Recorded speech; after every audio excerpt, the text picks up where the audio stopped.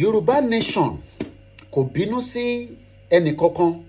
Yorùbá nation kò bá ẹnì kankan jà.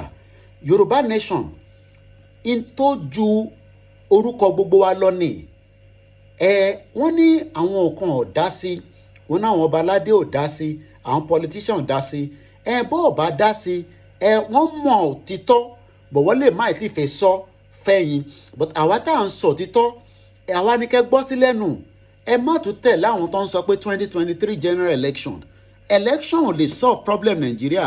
Ẹ wo in tí wọ́n ti ṣe fún wa ní jàǹbá ní ìgbà tí wọ́n máa kọ́kọ́ gbé ìjọba sílẹ̀ ní 1959 tó fi fún wa ní independent.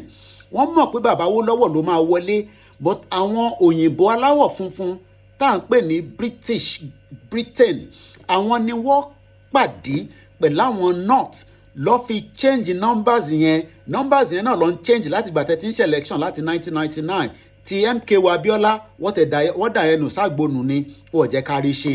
Nígbà tí bàbá Awólọ́wọ̀ tó contest ní 1959 àti wá rí òtítọ́ ọ̀rọ̀ nísìnyí pé àwọn British government wọ́n mọ̀ nípa bí Awólọ́wọ̀ ṣe wọlé nígbà yẹn. So bẹ́ẹ̀ bá fídíò yìí pàdé, ẹ má jẹ́ kó yà yín lẹ́nu, nítorí pé Yorùbá nation yẹn is a peaceful mission.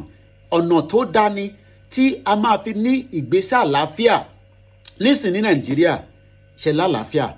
Ǹjẹ́ tẹ̀ níná, ǹjẹ́ omi wọnú ilé, ǹjẹ́ ní health care, ǹjẹ́ ní welfare, ǹjẹ́ ẹ mọ̀ pé wọ́n ń sanwó fáwọn èèyàn láwọn ìlú kan pé o bímọ síbẹ̀ wọ́n á máa sanwó every week fáwọn ọmọ yín fún tọ́jú. Ǹjẹ́ látijọ́ tẹ̀yìn tí ń bímọ àtijọ́ tó ti bí ẹ̀yin, ǹjẹ́ Nigerian government pẹ̀lú gbogbo owó tó ní, ǹjẹ́ ó ní ìtọ́jú fún yín? Kàkà bẹ́ẹ̀ wọ́n ń jí ohun yẹn lọ káàkiri àgbáyé ni. Yorùbá nation now.